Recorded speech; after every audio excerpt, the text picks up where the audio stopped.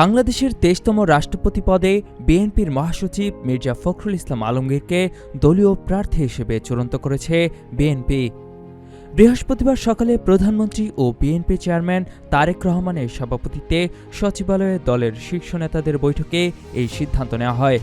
রাষ্ট্রপতি পদে মনোনয়ন পাওয়ার পর মির্জা ফখরুল বিএনপির মহাসচিব, স্থায়ী কমিটির সদস্য এবং স্থানীয় সরকার মন্ত্রীর পদ থেকে পদত্যাগ করেছেন বলে জানিয়েছেন দলের জ্যেষ্ঠ যুগ্ম মহাসচিব রুহুল কবির রিজভী। দলের সম্মানিত চেয়ারম্যান এবং প্রজাতন্ত্রী বাংলাদেশ সরকারের প্রধানমন্ত্রীর সাথে বৈঠকে এই সিদ্ধান্ত গৃহীত হয়েছে। বাংলাদেশ জাতীয়তাবাদী দলের প্রার্থী হয়েছেন মির্জা ফখরুল ইসলাম আলমগীর এবং তিনি প্রার্থী হওয়ার সাথে সাথে বাংলাদেশ জাতীয়তাবাদী দলের মহাসচিব এবং জাতীয় স্থায়ী কমিটির সদস্য পদ থেকে পদত্যাগ করেছেন।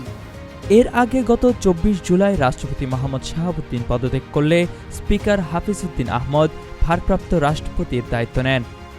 এদিকে জামায়াতে ইসলামীর নেতৃত্বাধীন ১১ দলীয় জোটের পক্ষ থেকে রাষ্ট্রপতি পদে প্রার্থী করা হয়েছে এলডিপি চেয়ারম্যান মুক্তিযোদ্ধা কর্নেল অবসরপ্রাপ্ত অলি আহমদ বীর বিক্রমকে। নির্বাচন কমিশনের তফসিল অনুযায়ী আজ মনোনয়ন জমা দেওয়ার শেষ দিন। শেষ পর্যন্ত কেউ প্রার্থিতা প্রত্যাহার না করলে দীর্ঘ ৩৫ বছর পর রাষ্ট্রপতি পদে ভোট হবে। এর আগে ১৯৯১ সালে রাষ্ট্রপতি পদে ভোট হয়েছিল। মাঝখানে ৭ জন রাষ্ট্রপতি হয়েছেন ক্ষমতাসীন দল থেকে বিনা প্রতিদ্বন্দ্বিতায়। সংবিধান অনুসারে রাষ্ট্রপতি নির্বাচিত হবেন সংসদ সদস্যদের ভোটে। বর্তমানে জাতীয় সংসদে বিএনপির ২/৩ বেশি সংখ্যাগরিষ্ঠতা রয়েছে।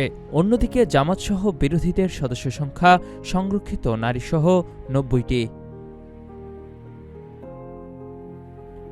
কুমিল্লার কাগজ, নিউজ ডেস্ক।